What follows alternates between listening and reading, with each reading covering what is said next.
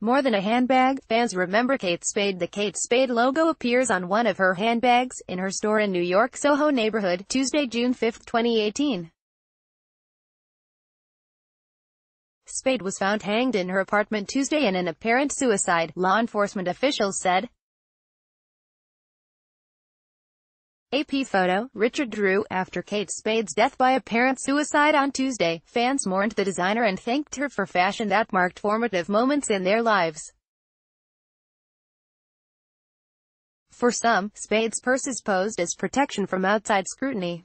For others, they were an anecdote in greater love stories, a gift that represented so much more. For still others, they were a first splurge after getting a raise, or rewards for a job well done. Celebrities weighed in, too, with former first daughters Jenna Bush Hager and Chelsea Clinton sharing their purse origin stories as tributes to the late designer. "My grandmother gave me my first Kate Spade bag when I was in college," Clinton tweeted. "I still have it. I will never forget the first Kate Spade bag I got for Christmas in college," Bush Hager posted. From fitting in to standing out, here's a look at what a single designer accessory meant to women across the country. The Right Reward writer Melanie Hauser, who writes as Melanie Benjamin, always felt a Kate Spade bag was aspirational, just out of reach.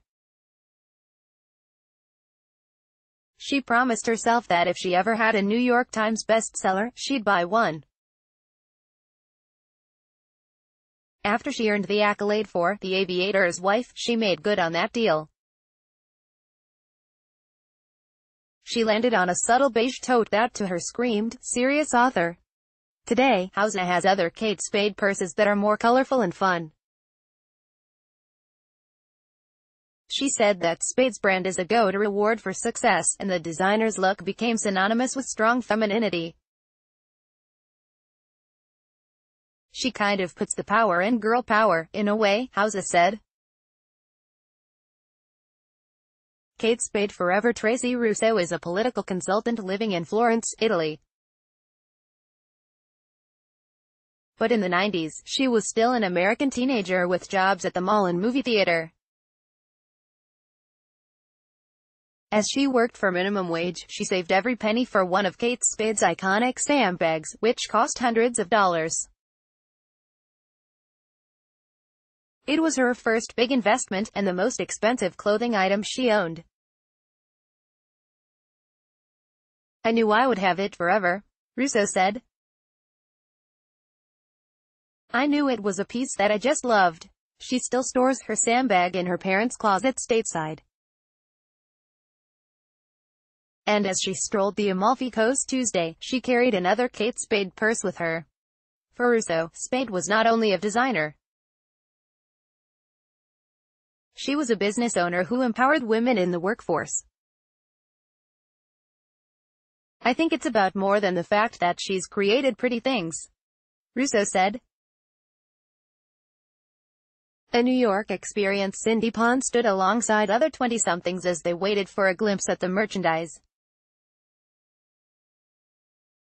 Back in the 90s, it seemed that everyone who worked in the admissions office at New York University had a black Kate Spade purse, everyone except her.